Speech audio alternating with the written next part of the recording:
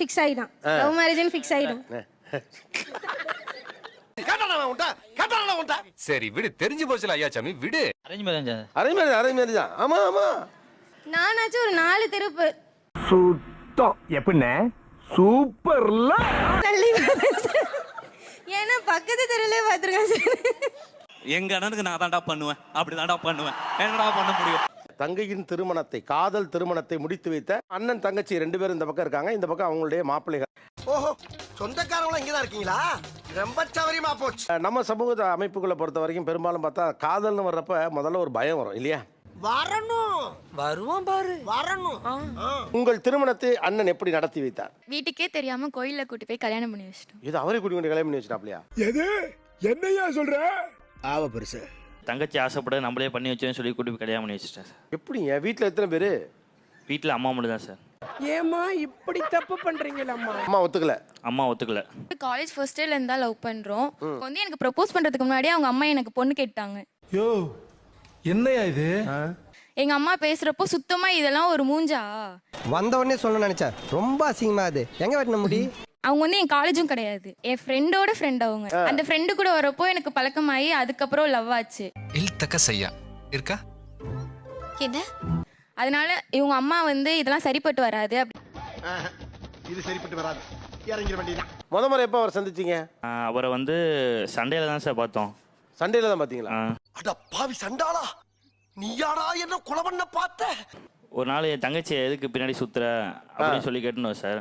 இதெல்லாம் கண்டுக்கிறப்படாது, ஏன்னா இது வாலிப வயசு. நான் பசங்கள்லாம் எதிர்த்து போயிருந்தேன், அடிக்க போகலாம், என் தங்கச்சி பின்னாடி சுத்துறாருன்னு. அப்புறம் பெரிய ஆள்கிட்டலாம் பேசி அங்கே நிப்பாட்டி வச்சிட்டாரு.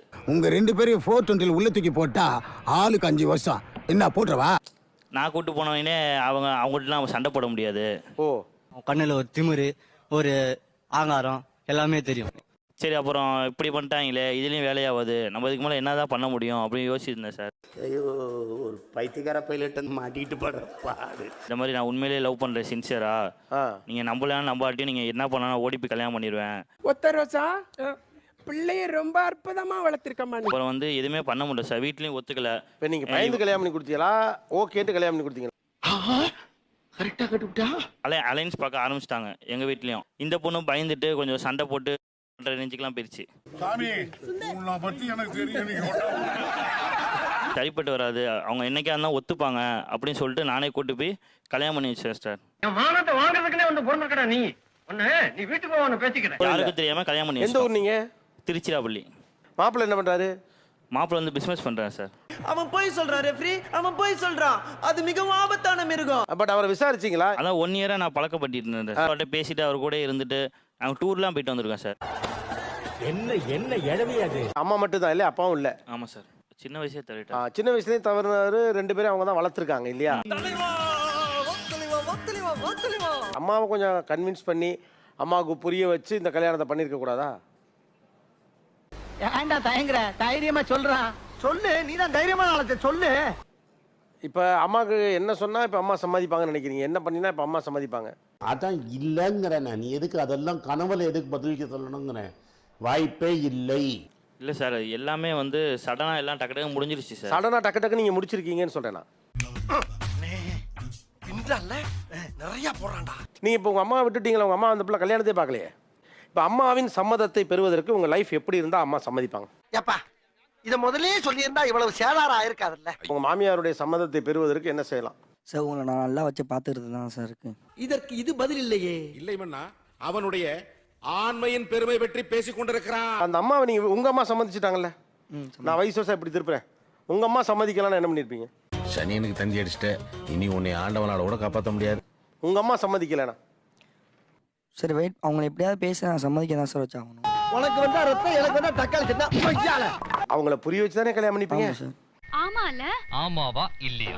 உங்க அம்மா ஒத்துக்கலைன்னா நான் அவங்களை எப்படியாவது சம்மதிக்க வச்சு தான் கல்யாணம் பண்ணிப்பேன்னு சொன்னீங்கல்ல, அதை தான் நீங்களும் செஞ்சிருக்கணும். நீ கேட்ட ஒவ்வொரு கேள்வி என்ன செருப்பால் அடிச்ச மாதிரி இருக்குடா. நான் வந்து தஞ்சாவூர் நேட்டிவ். நான் சென்னையில வந்து ஒர்க் பண்ணிட்டு இருந்தேன்.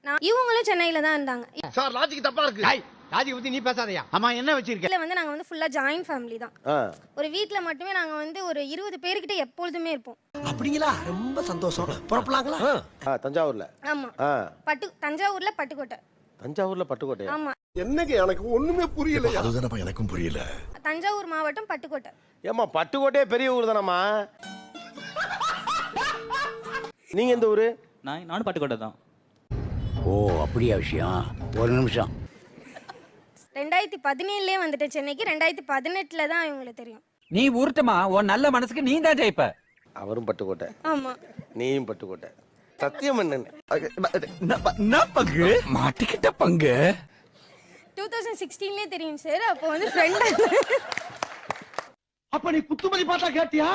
நானா தான் ஓடிட்டனா? 2016 எங்க பாத்தீங்க? எங்க ஊர்லயே தான் சார். பட்டுக்கோட்டையிலே பாத்தீங்க. என்ன இப்படி ஆயிருச்சு? கூட்டு குடும்பம் 20 பேர் இருக்கோங்கிறீங்க. பட்டுக்கோட்டையிலே பார்த்து 2 பேருமா திட்டம் போட்டு சென்னைக்கு வந்திருக்காங்க. அதுவே உனக்கு இப்பதான் தெரியுமா?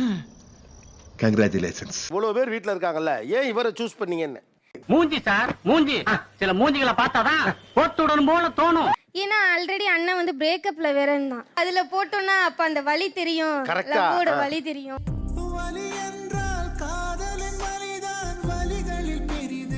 இல்லையே, அதெல்லாம் இல்லையே. இல்லையா? இருக்குடா இருக்குடா. எங்கடா இருக்கு? இதுவே என் தம்பிகிட்ட சொல்லியிருந்தா கண்டிப்பா கடைசி வரைக்கும் நடந்திருக்காது. வாய்ப்பில்லை ராஜா, வாய்ப்பில்லை. என் அண்ணனும் ஃபிக்ஸ் ஆயிட்டான். லவ் மேரேஜ்னு ஃபிக்ஸ் ஆயிட்டான். சரி விடு, தெரிஞ்சு போச்சுல ஐயாச்சாமி, விடு. Arrange marriage. அதே மாதிரி தான். ஆமா ஆமா. நானாச்சும் ஒரு 4 தெருப்பு சுத்தம். எப்படின்னு சூப்பர்ல. தள்ளி பார்த்தேன். ஏன்னா பக்கத்து தெருவிலே பார்த்துருக்கேன் சார். எங்க அண்ணனுக்கு நான் தான்டா பண்ணுவேன், அப்படி தான்டா பண்ணுவேன். என்னடா பண்ண முடியும்? ஏன்டா ஒரு காதல் கதையை எடுத்தோம்னா பல காதல் கதை. சொல்லவான்னா எல்லாத்தையும் சொல்லிட்டியே. நீங்க யாருக்கு தெரிஞ்சிடக்கூடாது உங்க காதல் அப்படின்னு நினைச்சீங்க? யாருக்கும் தெரியக்கூடாதுன்னு நினைச்சேன். நடந்து போச்சு. ஒண்ணுமில்ல, தெரியாம வந்து போயிட்டேன். நானும் அவரும் பேசிட்டு. எந்த ஊர்லீங்க? நான் வந்து திருச்சி மாவட்டம் புளியஞ்சோலை. புளியஞ்சோலை. அப்படியா? ரொம்ப சந்தோஷமாலா. நம்ம போலாம் வாடி. அப்ப வந்து நாங்க பேசிட்டு இருக்கும்போது எங்க அண்ணனும் எங்க மாமாவும் பாத்துட்டாங்க. பாத்துட்டு ஒண்ணுமே சொல்லல. கல்யாணங்கிறது என்னோட பர்சனல் விஷயம். அதுல பெத்தவங்க நீங்க தலையிடுறது அநாகரிகம். எங்க பெரிய அண்ணன் வந்தாங்க.